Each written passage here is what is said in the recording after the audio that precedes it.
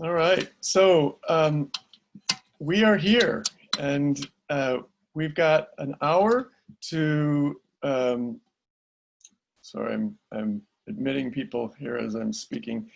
We've got about an hour to talk and share, and it'll like town hall. My understanding of a town hall meeting is it's a back and forth. That the agenda is brought by the folks who are interested, who show up, and any topic is a good topic, and a lot of answers coming back from me or Anne or Marcia or anyone else who has knowledge might be, I don't know, but I'll find out.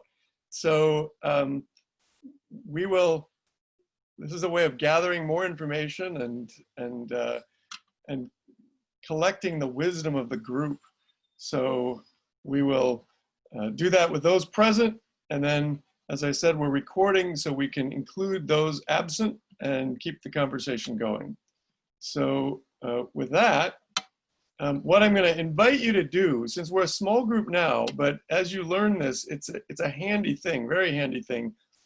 If you want to raise your hand using the Zoom technology, when you click on, oh, I hope I don't screw this up here, because now I'm host, I can't see how it usually is. Someone will probably need to help me. Then you click on participants and you find your name, and then there's a little blue hand that you can raise. And I could have told you if I wasn't the host, but now that I'm the host, none of this is visible. So anyway, the other way to do it is just wave your hand. So let's go low tech today. Floor is open. What do you got? What are you thinking? What are you hoping? What are you wondering?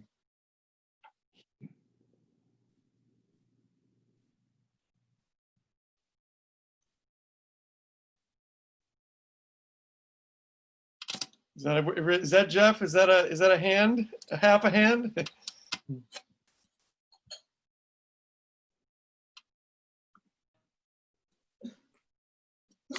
Yes, it was a hand. Sure, you're ready to go. And it was again. Thank you for today's sermon. Just absolutely very touching, as all of them are. But again, you know me, Daniel. I'm looking forward to sure do. Full participation in the physical sense. Yep. So, do you have a question attached to that? Because I'd love to talk about that, but I don't want to natter on without. Yes. The question is when.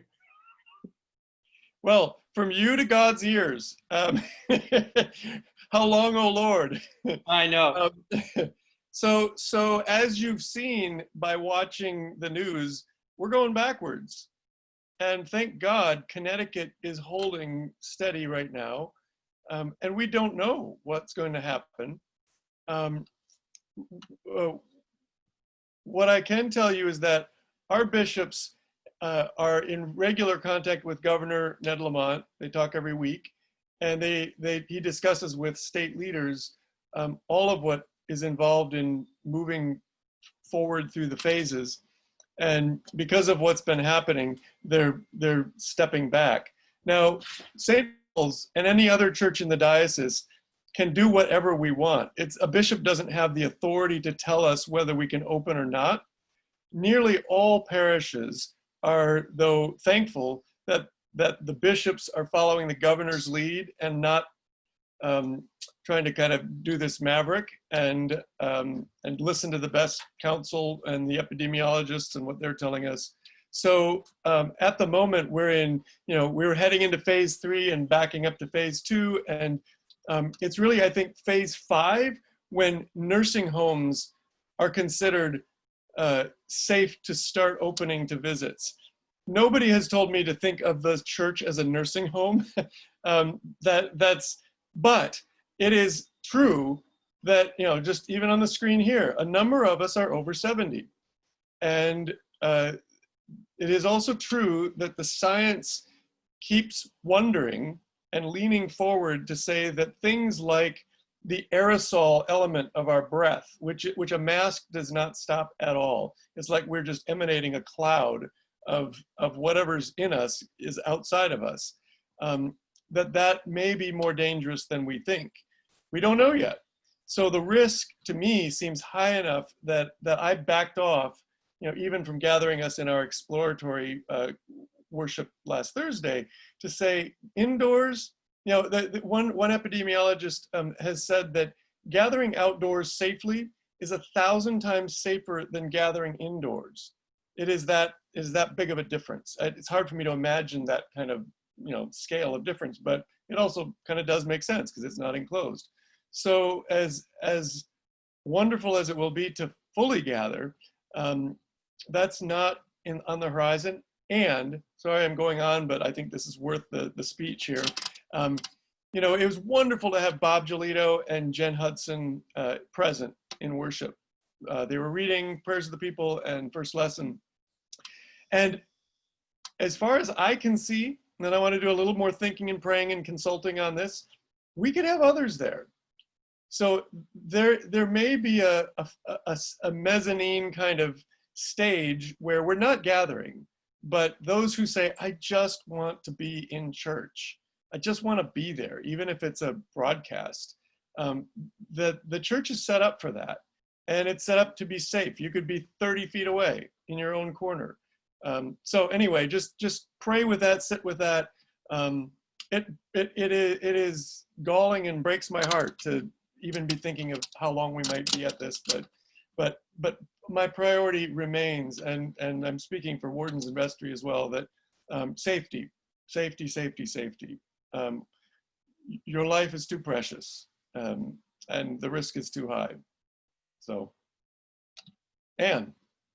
I just wanted to add on to that a little bit, that when we opened the doors during the week for visitations, that was the vestry's #1 criteria, was that safety had to be the first stage. And Wally's on, Donna, all of us were part of that conversation. As we think about other people being in the space, I invite you to also consider what that looks like and feels like from equity standpoint. So we have a wide diversity of congregants, all of whom I would imagine would love to be worshiping together again in the space in person. So how do we balance, if we were to go that route of 10 people in the space, 8 people in the space, 15 people in the space, how does that happen equitably? And how does that happen for people who are more comfortable than not, and then are more privileged than not? So I think those are all pieces of the dilemma and the puzzle on opening and opening safely also. Thank you. Sarah, you can, I'll unmute you, or you can, let's see. Got it.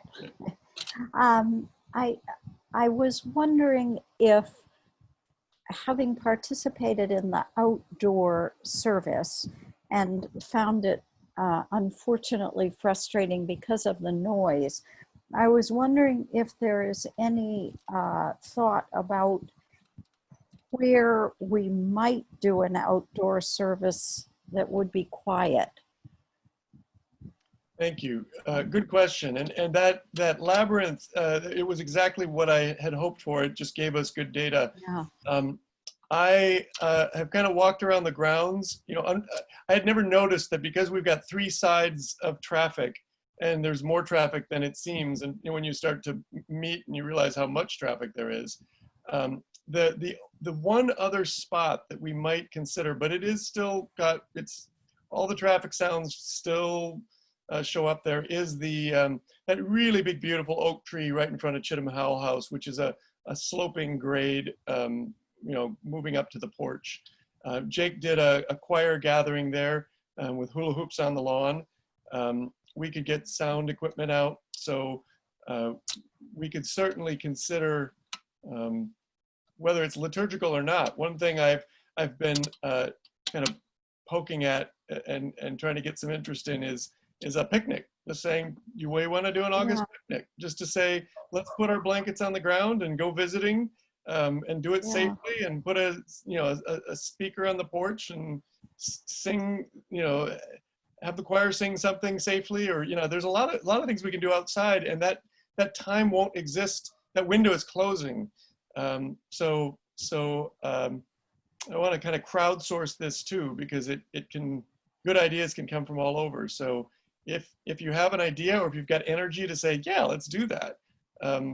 I was even wondering if, not necessarily at St. Paul's, because it certainly is a tremendously busy intersection, and I don't see how that would happen with everybody being able to hear appropriately there outdoors. But I'm thinking of Grace Farms maybe in New Canaan, or would there be some park where we could, I don't even know, would we rent it or request it or whatever it would be, where it might be quieter and still be outdoors, but where more people could gather?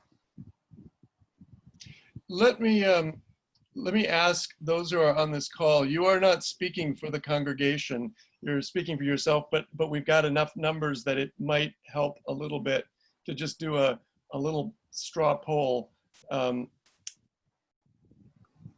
If we did something like that, if we could find a quiet place to do something outdoors, I'm gonna do kind of a multiple choice, and someday I'll learn how to. You can actually do little. You can send people little checkbox quizzes. You could just use your hands now, and it can be vote for as many as you would. No, I'm going to make it either or to start with. Would you prefer something social or something liturgical? So you're making a choice now. So ponder that, sit with it in your heart. And again, I'll change the question so it's not just either or. But this is a priority. If you said, okay, it's more important for me to just see folks, be with folks, talk to folks, or it's more important for me to pray together, to have liturgy happening outdoors. Show of hands for social. I think it's social would be good. Okay, show of hands for liturgy. Okay, great. Then that's good data, and again, we might put some. We're gonna be doing a survey soon, but that'll be probably too late for the good August weather. Jeff, yeah, unmute. Let me unmute. Sarah, thank you for those ideas. And I was thinking to myself, can you hear me? Yep, can hear you. Yep. Okay. When you said a quiet place, and I was thinking Waveney Park in New Canaan definitely is a quiet place with very little traffic going by. Okay, Just an idea. great. Well, what we can start to do is be thinking also, if you want to be a champion for this, these things. Wait, is it a party? I'm not talking to you about you, Jeff, necessarily, but just anybody on the, all these things. The church is just us chickens. So for some of these things, we might say, okay, who's got the passion to partner with one or two or three other people and say, let's make something happen. Because we can do anything when we put our resources together. So that's probably how this will best happen, but this is how good ideas start. Well, you know me and parties, so. Yep. Well, no, I've only heard about you in parties. I haven't had a chance. I haven't been here long enough to see you in your full speed. But yeah, so whether it's party or prayer, and it doesn't have to be both, either or. So we can do both and. But we'll need some. The whole community will need some help in organizing that. So thanks for that. Anything else? It could be related, same topic, different topic. Paul. For me, what's most important in terms of priorities is being safe, number one. And number two, being together. I'm not so concerned about what type of venue that might be. I think that being together doesn't necessarily mean being together physically. I mean, Zoom, although it's got its pluses and minuses, but it is a way of seeing each other and being together in a way that we certainly couldn't do without it. Or, you know, and there are other platforms. There are lots of other different types of things that do this too. But those would be my priorities. Thank you. Thank you. I'm taking notes.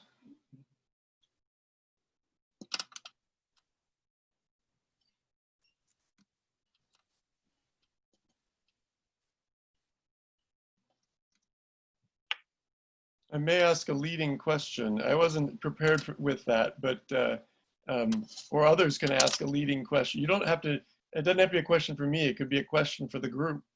You know, might be something like, "What have you found? What has kept you sane? And where are you experiencing the kind of metal against metal, you know, real struggle with this thing right now? Or what's your rhythm?" Because again, there's wisdom in the group that is bigger than any one of us, and we may keep each other whole by sharing it. Is that a hand, Wally? It is. Go for it. This may, I don't know how this sounds. One of the things that I really miss is not only the choir, but the music of the organ. And I'm so delighted to have those snippets, not really snippets, but those short moments when the organ is in use, or the piano. And you know, I don't know how Jake feels about this, but I would love it if we had an organ recital along the lines of the Seabury Wednesday music programs. It's just that I listen to a lot of music, and I'm big on classical and jazz, so I spend a lot of the day with either one of those playing. But I also happen to love the music of the pipe organ, and while I can get that online, I'd love to hear it from St. Paul's as well. Small thing, but I just realized when I hear it how much I miss it. Thank you. Yeah, I had the same response today during the postlude. Just to have that live music and to have Jake playing it, it was different than just listening to an organ. So I will pass it on to him, and I would encourage you about this and every other topic. You, Wally, and you and everybody, be bold to say to write to Jake or any of us about anything specifically, to say, "Oh, thanks for that," or "I would love to have a recital," or anything like that. Those little notes can actually be the thing that triggers an avalanche, that triggers action. Doesn't have to be hearing from 20 people. It could be hearing from 3 to say, "All right, yeah, let's do this." Well, and I'll just add, when I did mention the Wednesday Seabury programs, I miss those a lot. And Jake was at the point of getting some really terrific groups in. So there we are. Thank you.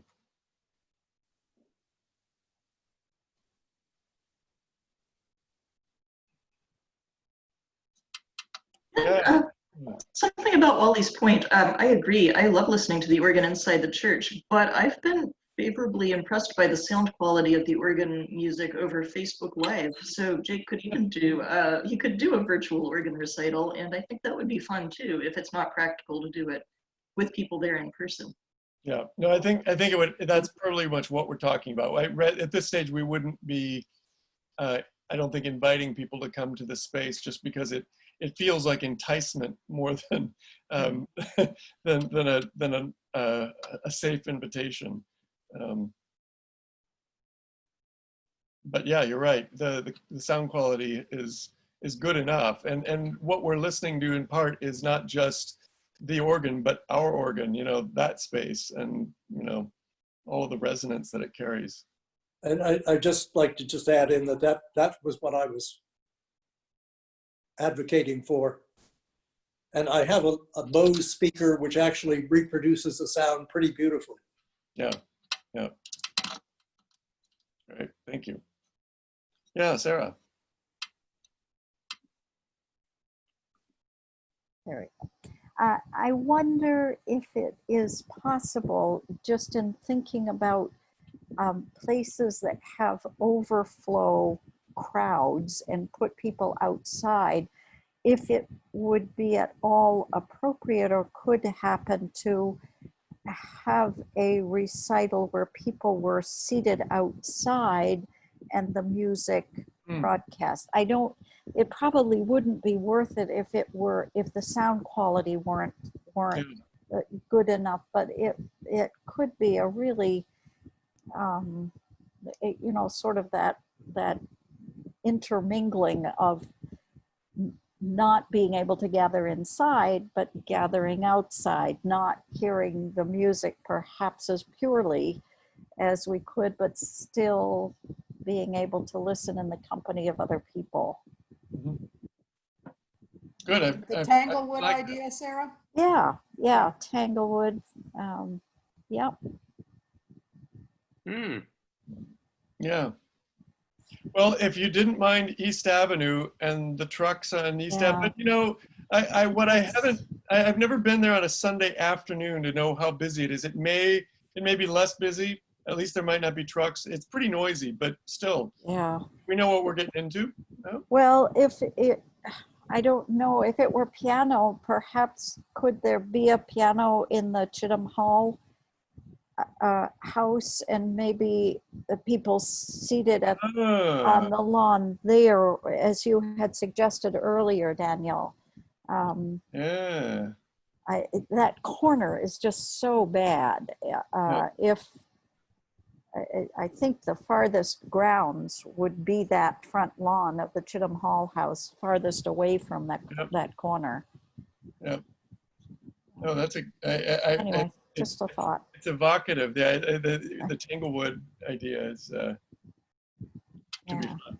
We could pull it off. Yeah. I imagine it would be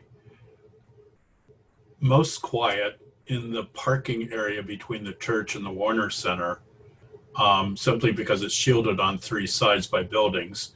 It's not a huge space for people outdoors, but it is a space that would probably be the quietest outdoor space there. I don't know.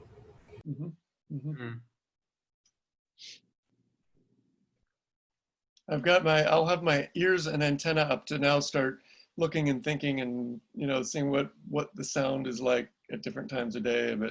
But yeah, my imagination is caught by a Sunday afternoon, you know, concert on the lawn.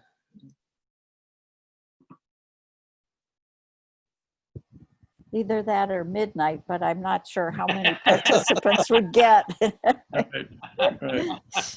Well, another thing that I haven't announced because I don't have any logistics behind it, and Jake's been away on vacation, but I've been fantasizing about it, which is seems like Compline could be the safest thing to bring back the earliest, meaning with 2 singers or 3, and with 20 feet of space, 30 for the singers, and it isn't.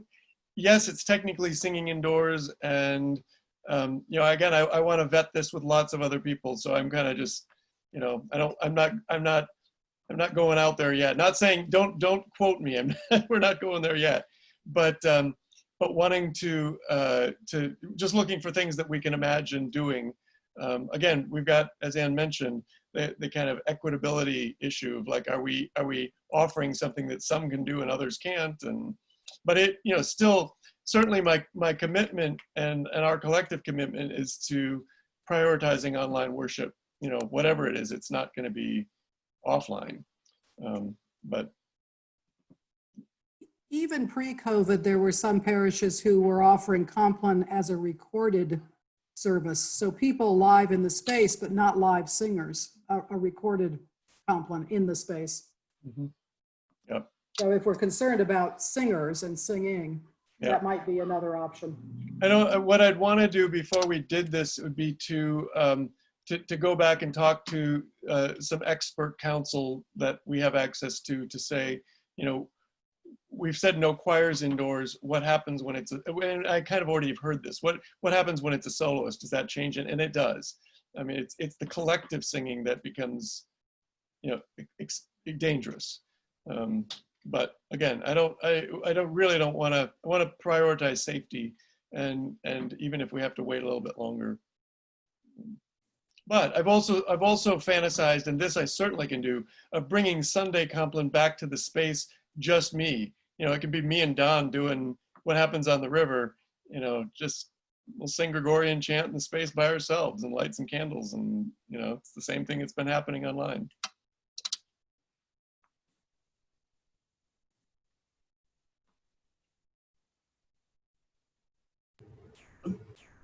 The one thing that has, and I'm sure it's gone around in your minds and probably been discussed a lot, but when you talk about equitability, can't say that word right now, has been when we get to the point of being able to open up just a little bit or whatever, how do you pick who gets to go? You know, that's, I mean, I'm sure that there would be a lot of self-selection. You know, some people would say, oh, I'm not ready. But let's say that you had an abundance of people who wanted to come, and then how do you choose? I'm sure that's a very difficult decision, and I'm not sure what the process would be, but just something to think about. I think we might find that we're helped by the fact that we are late to open, that most Episcopal churches are not gathering, but the great majority. There are a few that are, and most of those are congregations that were not hit heavy earlier, and the priests have said we don't want to be doing this, and the congregations have really pushed hard for it, so they've moved ahead with it, and they've tried lots of different things. So when we get to that stage, we'll be able to do some consulting and say what worked best. For the most part, though, even churches that started doing it backed off of it recently. And some of them have run small services that are short, small, and multiple, and just kind of crank people through. Others have found that their congregation, that really less than a third want to come. So it kind of depends on the congregation, but we'll have more data because we've been slow to open. Jeff, I saw your hand up. I was just going to say, when I thought about this, and I was to Paul's inquiry, was couldn't we do it on a rotational basis? You know, this amount of people come this Sunday, 2 Sundays, 3 Sundays later, another rotational group comes in. It was just something that went through my mind. Yeah, I think it'll be a challenge and a fun challenge to figure that out. And I have to say that as this has gone on, part of what, and I keep reading and listening, it just feels like we really won't be able to go toward that, like what's our capacity even with safe distancing, until we have more science to know how safe it really is. Because what we would be doing is sort of saying, well, in the absence of any real clarity, let's just take the science we know with the risk that we're going to discover in 2 months that, oh, no, the aerosol factor of this was much more severe than the droplets. And that really is still there. It is an unknown. So we'll do this, you know, leadership will talk about this a lot, I'm sure, before we start to do something, but it will be a risk until there's a vaccine. Or until there may be something before a vaccine that makes it safer, but we'll just keep evaluating and keep safety first. Sarah. Just a bit of news that we received this morning, and that is that University of California, San Francisco has decided to drop its vaccine investigations at all, because it does not appear that to them, with the data they have, that a vaccine is going to be the most efficacious. It may be very possible that people don't get this once and then it's over, and instead that it can come multiple times. And so they are looking now at treatments rather than vaccines. So for those of us, and believe me, our household was one, who have been hanging on to the idea of a vaccine, it's possible we're hanging on to something that just isn't going to happen. Good point. So Yeah, I me pass too. that along not as gospel truth, because believe me, I don't know if it's gospel truth. But as of this morning, it was reported in the San Francisco Chronicle regarding University of California at San Francisco. So,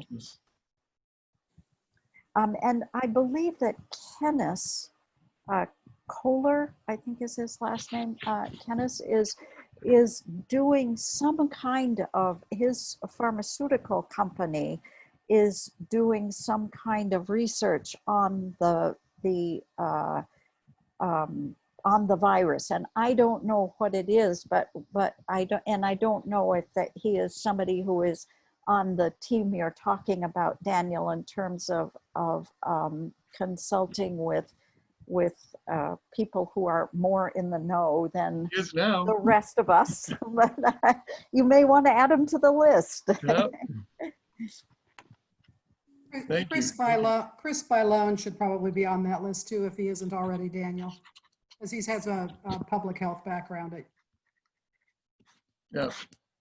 My list is beyond the parish, but it just seems immediately sensible to say, let's canvass the parish and create the team that whenever it's time, and start now, start early, even if it's not activated, to say we're the ones who will be wrestling with this the most, to make those determinations for ourselves. Yeah, so if you, this is a call for names. It doesn't have to be now, but as you can put them in the chat or just send them to Marcia. As I'm already thinking of some folks in the parish, some other folks, in medical background, that can form a working group.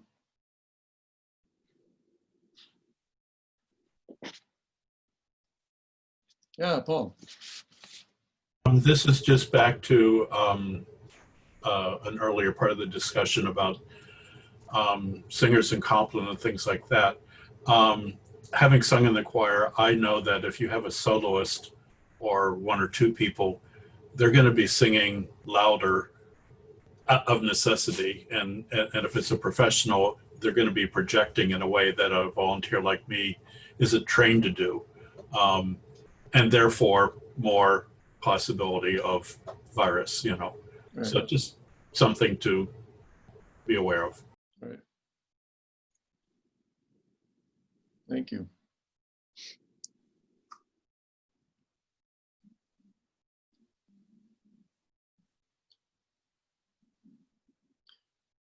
One of my hopes, and I don't know how it's going to look or how it's going to arise, but it's an arising hope. As the time as it looks like we may be at this much longer than we thought, and as we come to terms with that reality, that frustration and discouragement will also provoke our creativity, and that some things, not just kind of workarounds or making the best of it, but brand new things may arise and come from any quarter. It's not. It may not come from leadership, or it may not. I should say it may not come from the leaders, but anyone with an idea. That there's leadership right there. So I'm curious and hopeful, because that seems to be how evolution works. That life is not thwarted, and this is our life, and life will rise, and whatever it is. Will not be just a make do, but there'll be plenty of make do, but that some other things will happen. So I'm just saying that not as just maybe as a seed planting moment, to just pay attention to the crazy idea that comes up that you think, oh no, that wouldn't work. Who knows? and who knows what idea it would connect to that suddenly makes something happen.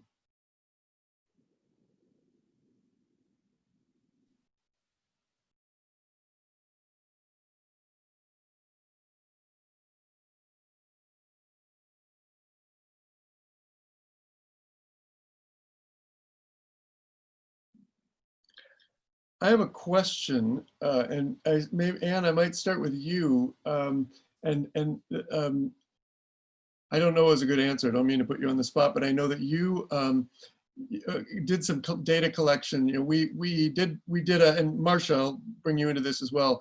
We called around to the parish in 3 cycles and hit over 300 people. But then we did a further sweep to say who has fallen off the radar completely, who is not opening the weekly emails, and who did not get connected to directly in that call around, just to make sure that we don't have people who have truly slipped through the cracks that may not have been contacted.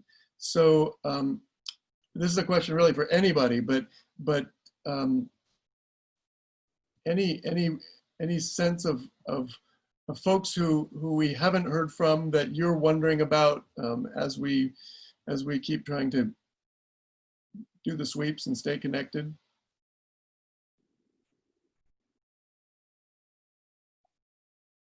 Sure, Go ahead, Jeff. Jeff, unmute yourself. Okay, there 3 names came to mind. One was David Garlick. The other one, and hopefully that wasn't who we were praying for today, but Vivian, and I don't remember her last name. She had Parkinson's disease. Vivian Gotcham. Yes. Now, who was the other one?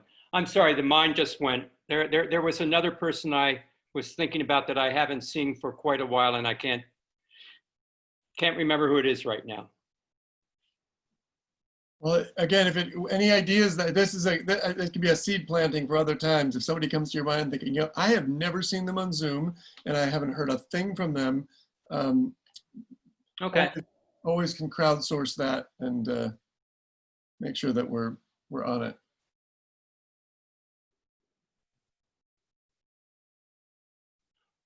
Donna. Fran O'Connor. Oh, say it again. Fran O'Connor. Oh yeah. No, she's been contacted. Okay. I've got another follow-up call to her. Yeah, the other ones, maybe that's what Marcia's gonna say. Those were some of the people that we pulled from the list and we sent them cards, notes. Right, Donna, you were in that too, yeah. Yeah, so did anything come back, Marcia? No, and the other two that Jeff mentioned have been, have been looped in. But if anybody, when I was just going to ask if somebody, when a name pops into your head, please send it. Just stick it in an email to me and say, do we know where this person is? So, and I can double check. So Yeah. that would be we double teamed them. yeah. Good. We've had some people saying to us, "Oh, stop calling me." Thanks enough already. Happy to kill him with kindness. Sarah. I think Edith McLean, who is a neighbor, I know she's been called by Joyce. Obviously, I stop in and chat with her. But Daniel, she might even be somebody you might want to call. She's quite a remarkable lady, and has not been to church for a long time. But she was on the list too, Danielle. Okay, terrific. Yeah. So she would have gotten a note. Yeah, I wouldn't be at all surprised, but she would be eager to make your acquaintance. I'll give her a call this week. Thanks. Okay, terrific.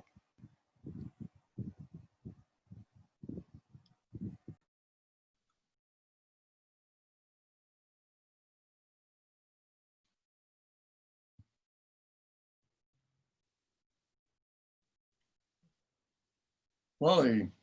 This is going back to our thing about the Tanglewood idea. And it was just a nutty thought, but in terms of doing something outside, I don't know whether you could because of the sound, but I know that Jake is a really superb harpsichordist and has harpsichords. Yes, we do. And it's an easy instrument to move around, although it goes out of tune very quickly too. Yeah. But it's one of those things that you might be able to put on the porch and have a concert. I don't know how Jake would feel about bringing his harpsichord outside, but there we are. Well, I he's think back what you mentioned about the sound, Wally, is the key for any of these.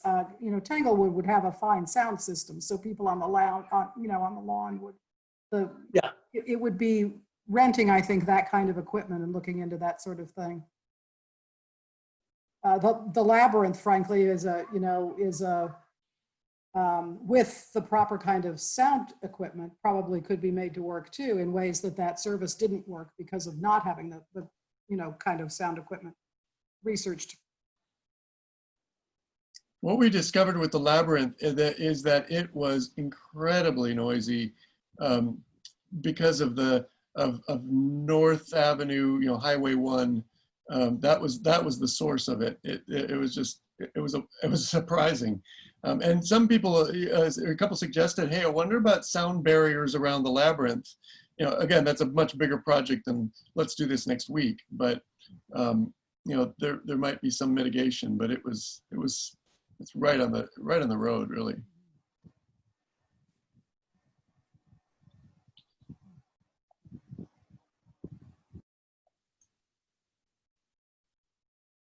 I have a curiosity question that goes back to one of the beginning questions Daniel asked about how people are coping, I think was one of the words. But Gil and I have actually been a little bit surprised at what seems to be a fairly standard social life around the lake among our neighbors in ways that we were sort of like, whoa. What are you noticing about your own selves and how you're dealing with social encounters, and what are you doing socially and your neighbors and neighborhoods? Have you noticed any kind of loosening or lessening of that, or sort of widening of people's pods, if you will? Lots of hands. Just unmute yourselves and go. Wait. I am meeting more and more neighbors by walking my dog. And that's about as social as we've been getting, unfortunately. Or running. Today was a social day at ShopRite. I ran into at least 5 different people that I were friends with that we do not meet on a one-on-one basis daily. But it was like, I said, we need a talking aisle, because we were all standing there, blocking other people going, oh, I haven't seen you for so long, that sort of thing. So that's what I'm noticing. I love walking the dog. And again, I'm meeting more and more neighbors via that vehicle. But again, you all know me. I want to be more and more with people. So that's the difficult part for me. It truly is. Because I have a front porch, it's not huge, but it's a decent size. And outside, and I'm on an elevation where normally there's a good breeze, and I also have a standing fan on the porch, so that one person or a couple, if they are related, we can easily be on the porch and be 10 feet apart, if not more, and have a conversation. And I mean, the other night, a couple brought lobster rolls over, and we had lobster rolls on the porch and had a chance to just sit and talk. I also have a lawn, which is, I just got a couple of yard chairs out on. And if it's people that are not related, but a couple of people can sit in the yard chairs at an appropriate distance, and I can stay on the porch and we can have a conversation. So that's been a godsend, I have to say, because it's obviously going to end when weather changes and you can't do that sort of thing. But that didn't happen, obviously, in the early days when we kind of didn't know anything. And I was probably a bit more frightened than I am right now about having to do with anybody. I'm not saying that I'm relaxed, because I'm not, but I'm more open to being with people as long as we can be outside. Sorry, I couldn't make it for the lobster rolls. Yeah. Yeah, we've done something similar in on the patio just a couple of times, and with neighbors across the street who have a screened-in porch is the closest that we have gotten, but not very much. Otherwise, it is walking and ShopRite, and Right. now that I feel comfortable in going into ShopRite, so it's not very much. No, no. And the thing is, we are pack animals that want to be with the pack. Yeah. And you're telling me I can't. And that's what frustrates me. Yeah. Yeah. We've done the same, but very little. Had one person at a time on our screen porch, which isn't huge, but it's big enough, or a couple. And have gone over to a friend's house to sit in their garden, or they have a huge screen porch. But that's been about it. I'm still not going to grocery stores, for example. I'm getting curbside pickup because I'm still scared. Yeah. Kimberly, you're a little bit younger than some of us. Are you having a good social life? We can live Am I vicariously through misbehaving? you? Is that what you're asking? No, really, we've done about the same. We've had one friend over and we sat out in the backyard. We did sing and play music, but we sat at a distance. And other than that, no, not really much more than that.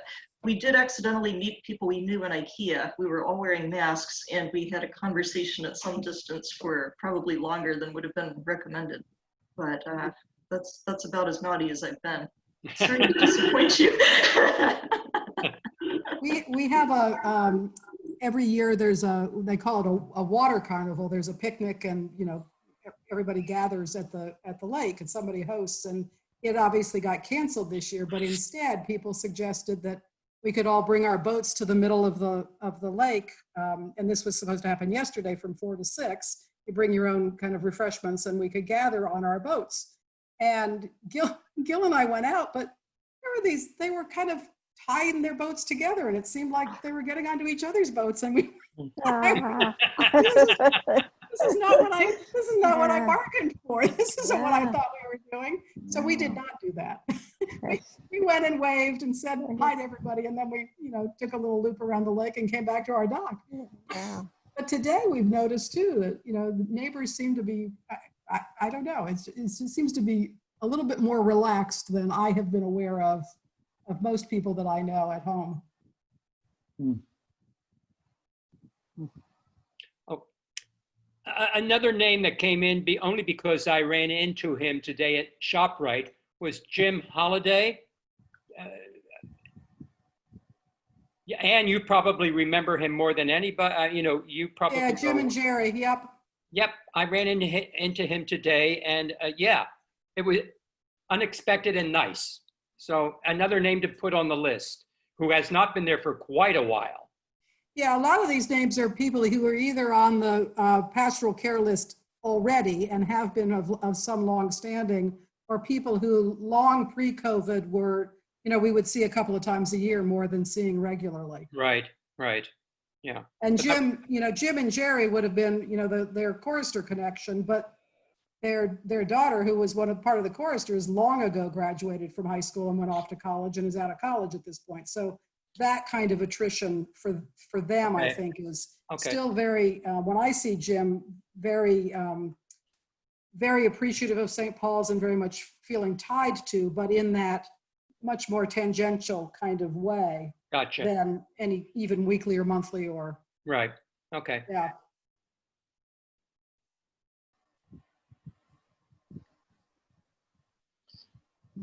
Well, here's, we're coming toward the end of our hour. It's a corollary question to something, to what Ann asked. When we were at our vestry meeting last Saturday,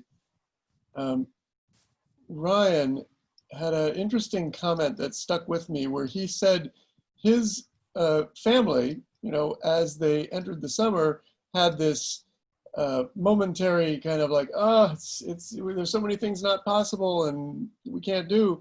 And then kind of reverted to what he said his own childhood summers were like, which is, you know, we don't go anywhere. We just run around the yard and do stuff, you know, kind of make our own fun. And he said it was an interesting recovery. It's been an interesting recovery of is my words, not his, a simpler time or you know, kind of discovering some things that had been overlooked. And so that's a question I'm curious about for us gathered here and then wider in the parish.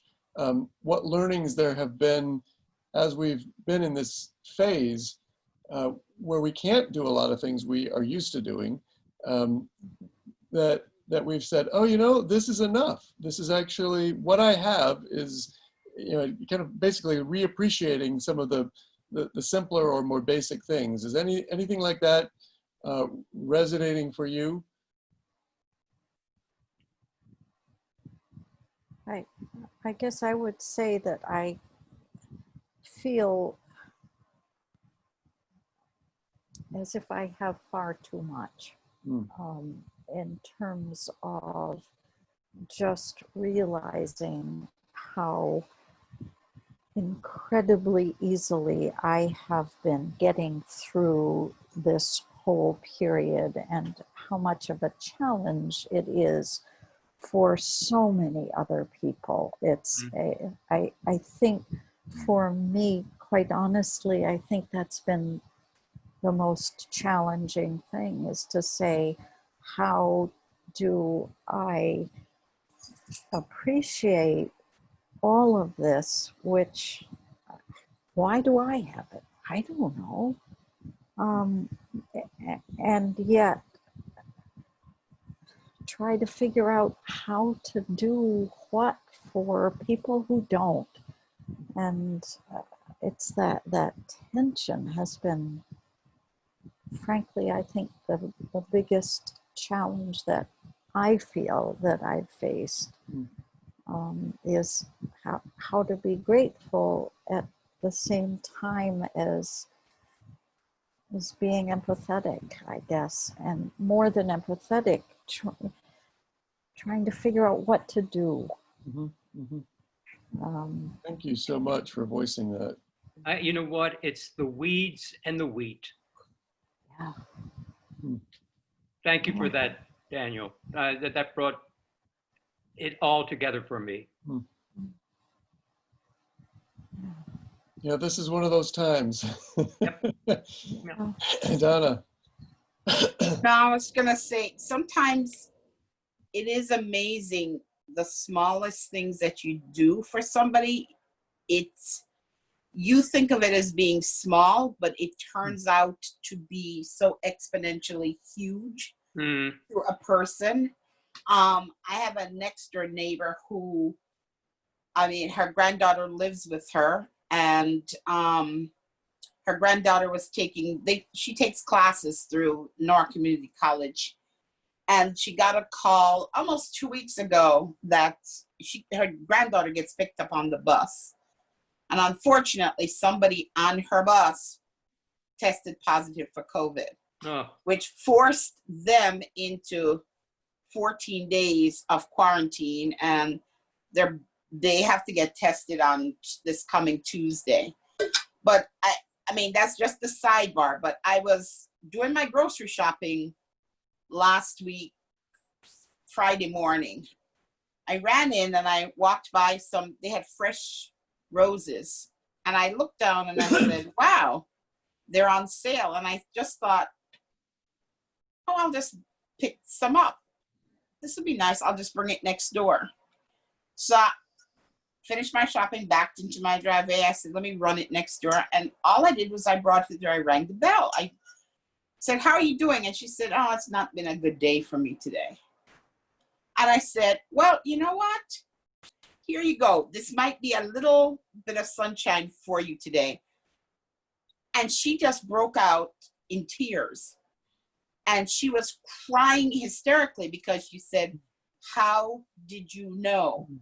She said, I had such a horrible day today. I've been crying off and on all morning. And I just felt so unwelcome, so unloved. And, and I just looked at her. I said, honey, you are very much loved. And it's quite all right. Everybody's allowed that. Hopefully this will brighten your day. And she just, I thought, something stupid, $8 is what I spent. You know what I mean? It was on $8, and it meant so much to her that I thought of her and stopped. And so I'm just trying to say, sometimes the silliest, stupidest things are what's important and what works. That's all I'm saying. Donna, it's your card ministry. Yeah. Truly, So, truly. Thank you, Donna. That's wonderful. Thank you for doing what you did, but also thank you for reminding us. Yep. no, but it's just the little thing. Yep. Right. Even like you talk about meeting people. That's my new place to run into people is in the grocery store. I find that hysterical. I don't remember going to the grocery store and running into people like that before. Mm-hmm. I'm serious. I don't. And then all of a sudden, it's like I run into everybody at the grocery store. And what I find is amazing is to actually recognize people with a mask on. With the mask on. Yes. That. Because I look at, it's like, if I run into you, Jeff, I'd be going, Jeff, is that you? Well, Donna, it would be my bald head. You'd know that. You know what I'm saying? I do. You're used to seeing people a certain way, and one of my, somebody I ran into was wearing a mask that said, I'm smiling on her mask. And I looked at her and I said, I like that mask. And she went, Donna. And I went, oh, dear God. So it's just amazing. Mm-hmm. The first time I went into the grocery store,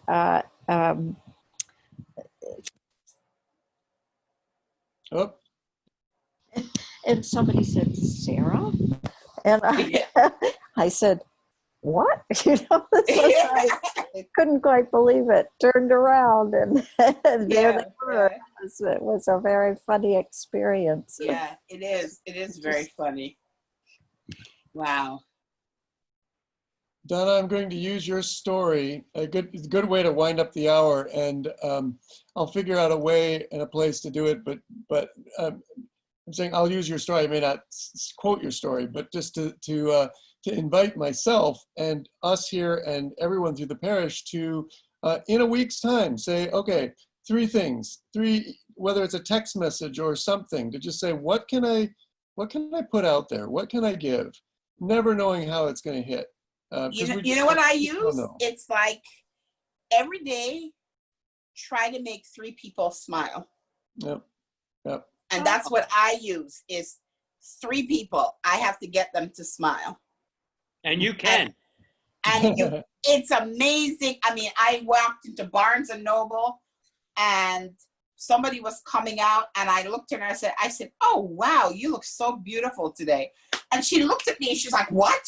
And I said, you look, that's a great outfit. And she said, I was having a horrible day. Thank you so much. And you're welcome. And we just passed each other, But that's why I said you just never know what can change the course of somebody's day. Yep. So that's all I'm saying. Try it. Try just even one person. That's how I started. One person. Donna, I always compliment a woman on her shoes. Well, that's because you like shoes. That's true.